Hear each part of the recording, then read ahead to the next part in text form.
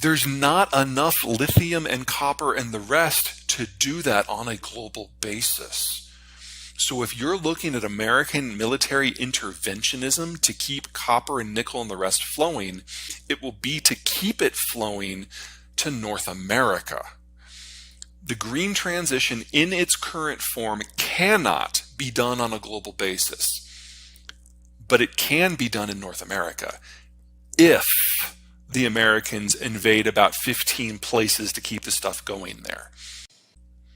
And Germany probably needs to take a page from the U.S. state of Wisconsin.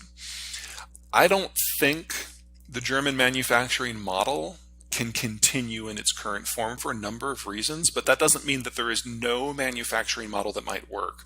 So Wisconsin is part of our old Rust Belt. They used to build the cars and the machinery. Now they do a lot of precision work for components that are then flown to other locations for assembly.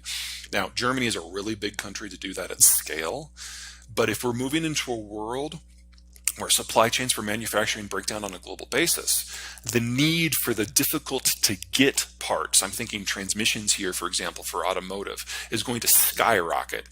And Germany's skill set is much more appropriate to that role than the kind of the mass manufacturing capacity that we've become used to in the past. Okay. But Germany redesigned its political and its economic model around the realities of globalization in order to take the most advantage of it. France never did.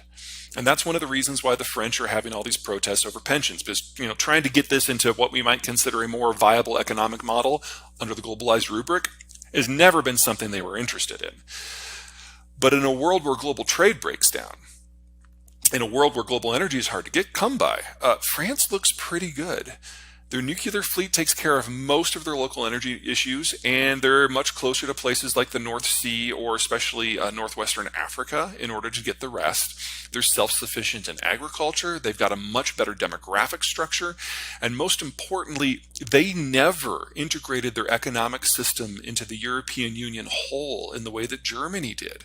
In fact, as a percentage of GDP, they're not that much more involved than the Brits are after Brexit. So they don't have nearly as painful of an adjustment to make, and a lot of the things that the Germans and everyone else is going to have to do, the French just consider this a normal operation.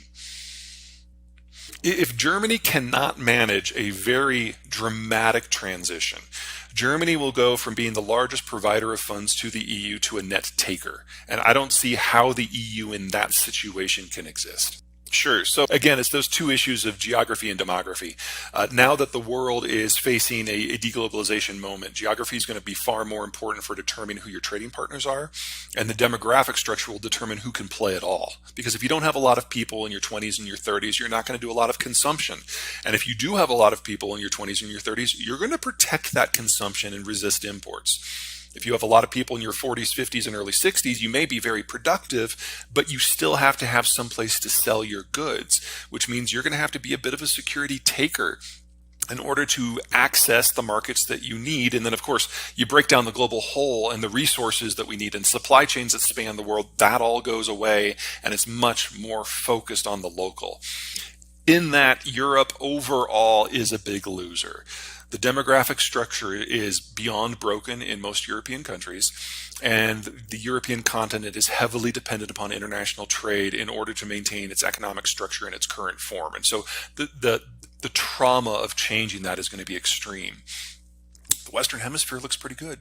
It's a net exporter of energy, net exporter of food, and it's in the process of doubling the size of the local industrial plant in preparation for what's going down in Germany and China right now.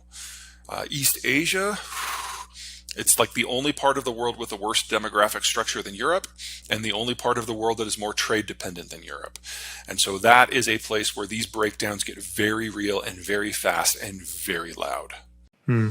Start by saying that what China has achieved since the year 2000 really is impressive. Yeah. They have increased their GDP by a factor of 4 to 5 based on who's doing the math. Now, we all have heard the stories of Chinese statistics and how they're questionable, but let's assume that that 4 to 5 factor is off by 20 or 30%. That's still a really good growth story. Yeah. But it was a one-way trip. Two problems here. Number one, it was not paid for with trade or with consumption. It was paid for with debt. And China's debt today, compared to where it was in the year 2000, is 34 times what it was. So yes, their economy may be increased by a factor of 5, but their debt is increased by a factor of 34. To put this in European terms, imagine Greece if Greece had spent 5 times as much. That's China. That's not sustainable. And that is the story of Chinese economic development. It's not exports, it's debt. So that's kind of piece one.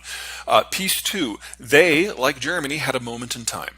One of the reasons that the German economy has done so well, especially since 1990, is the birth rate fell out back in the 70s. And so by the time you got to 1990, you had a lot of people who were 20 and older and very few children. And so for the next 25 years, you had a lot of people in that 20-year-old to 45-year-old group, and eventually they aged into the 40 to the 65-year-old group.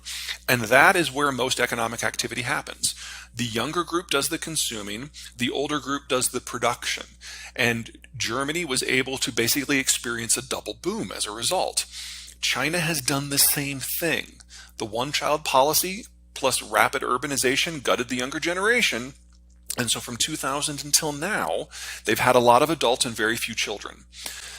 The problem we're facing now in China is that they have aged well past the point of no return. So this is the last generation that will see economic growth in China.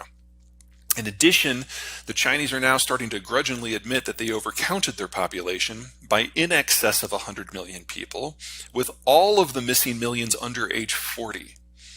So China was aging very rapidly, much more rapidly than Germany, but it was still younger than Germany until the data revisions. And now it's significantly older. And this is the last decade for the German economic model because of aging, which means this is probably the last decade for the Chinese economic model as well. And while Germany focuses on quality and precision in education, China focuses on price. And that's not viable. They've already seen the cost of their labor go up by a factor of, I believe we're up to 16 now since the year 2000. They're no longer the low-cost provider. And with the labor basically dying on its feet, they never can be. They didn't get skilled enough to even attempt the sort of challenge that's in front of Germany. And that, of course, assumes that the Americans decide to try to help, which I find unlikely. You can't rule it out, and it is a one-man state now, so it's really hard to get a read, but I don't think so.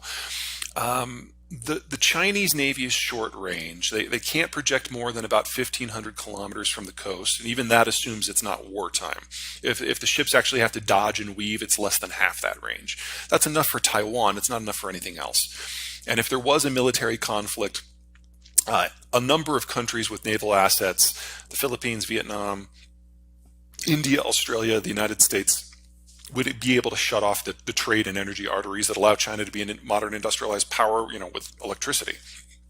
So shutting China down in a war scenario is really easy.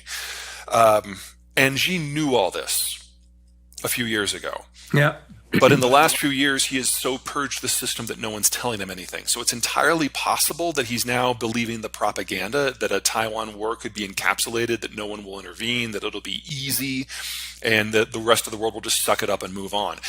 Our experience with Ukraine is that none of that is true, but it is possible in a propaganda world that maybe he does believe it. I find it unlikely that he has descended into idiotic narcissism with that speed.